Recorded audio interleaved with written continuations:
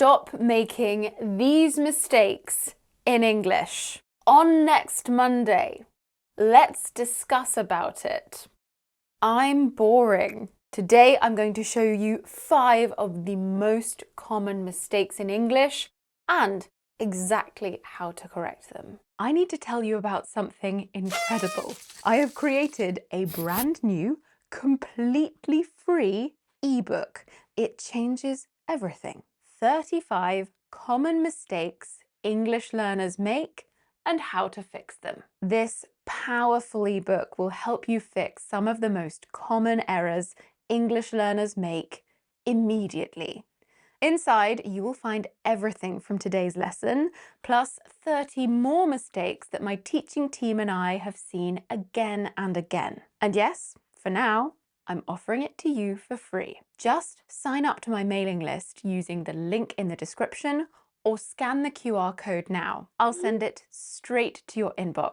It's genuinely one of the best resources I've ever created, and I can't wait for you to see it. Okay, first, can you spot an issue with this sentence? I'm so boring. Well, it's grammatically correct, but it's most likely not what people usually want to say. This is by far one of the most common mistakes I hear from my students. They usually mean, I'm so bored, as in, I feel bored. Not, I'm boring, as in, I make other people feel bored. The mistake here is mixing up ed and ing adjectives. Adjectives that end in ed describe how someone feels. Adjectives that end in ing describe what causes the feeling. So, I'm interested means I feel interested. The film is interesting means that the film is creating interest. It's making me feel interested. A couple more examples. The students were confused by the confusing instructions. Or, we're tired after that tiring journey. Now, we don't usually describe ourselves as confusing or tiring. That wouldn't be very nice. We've got to be kind to ourselves. Okay, mistake number 2. Can you correct this sentence? I'll see you on next Monday. Well, it could be I'll see you on Monday or I'll see you next Monday, but never on next Monday. You have to choose between on or next. It's easy to see why this mistake happens. You learn that you use on before days, on Monday, on Friday. So it's logical that you'd make the mistake of saying on next Monday. I hear the same error with months. I started my new job in last January. It can either be in January or last January, but not in last January. So here's the rule. We don't tend to use in, on, or at directly before words like next, last, this, and every. These words already position us in time, so we don't need 2 prepositions doing the same job. Let's do a quick review of on, at, and in while we're here. We use on before days, dates, and special days. The meeting is on Wednesday, not on next Wednesday, on Wednesday. His birthday is on the 22nd of December.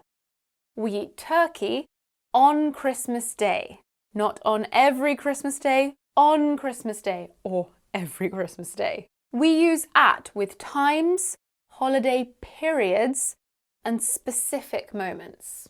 For example, the train leaves at 2. Or, what do you like doing at Christmas? The whole holiday period, not just one day. Or, I woke up at sunrise. Now, in British English, we also say at the weekend. On the weekend is more common in North American English. Finally, we use in for months, years, decades, centuries, seasons, and longer periods. For example, I was born in June. Disco was popular in the 70s. The flowers in the park are beautiful in spring. We also say in the morning, in the afternoon, and in the evening, but at night. I know prepositions like this can be a bit confusing, but don't worry, I have solved that problem for you in your free copy of my 35 Common Mistakes ebook. I've clearly organised these prepositions with simple explanations and plenty of extra examples. You can download that now for free by clicking the link in the description box or scanning that QR code there. I truly think you'll love it. We spent a lot of time making it perfect. Okay, common mistake number 3. Can you see it in this sentence? We need to discuss about the proposal. It should be discuss the proposal. We don't use a preposition after discuss. Here, it's followed directly by an object, the proposal. So we can discuss something. For example, let's discuss your ideas. We can discuss what, who, when, and so on. We need to discuss what happened. And we can discuss doing something. We didn't discuss hiring anyone new. Okay, those are some of the most common structures we use, but why do so many of my students say discuss about? Well, I think there are several reasons. 1, it's often a transfer from your first language. 2, we say talk about and speak about. So discuss about seems logical, but unfortunately it's not correct. And 3, we say have a discussion about. The noun form discussion is followed by about. So for all of those reasons, discuss about is one of the mistakes I hear the most often from my students. Okay, let's look at mistake number 4 in this sentence. This phone is more better than my old one. So we just need to remove a word again. It's not more better, it's just better. This phone is better than my old one. So what's going on here? Well, we add more to many regular adjectives to form the comparative. Beautiful, more beautiful. Stressful, more stressful. But good is an irregular adjective and the comparative form is better, not more better. Bad is also an irregular adjective. Do you know the comparative form? It's worse. I feel worse today than I did yesterday. And remember, comparatives are often followed by than, usually pronounced with the weak form than. Worse than, better than. Here are 2 more mistakes I see with comparatives.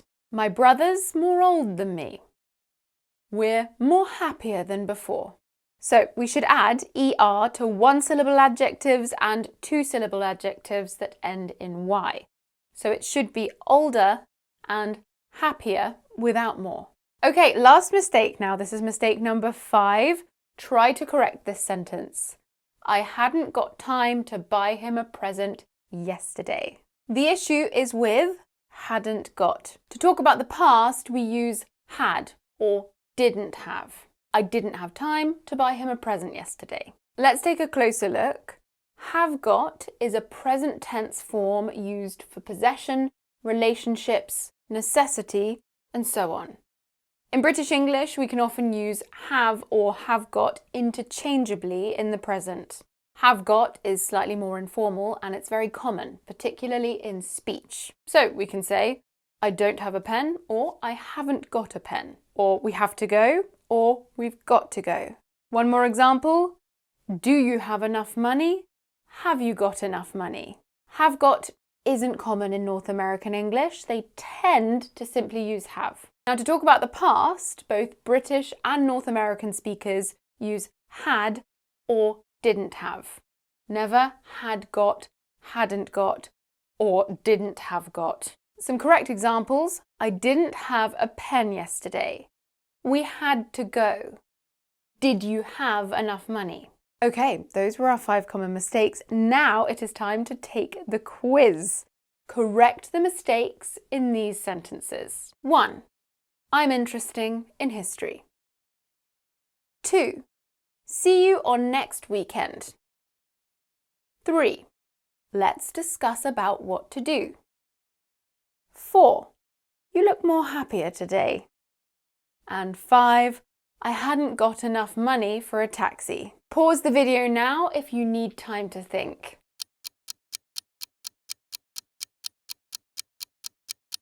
Let's go through the answers. Number 1 should be interested.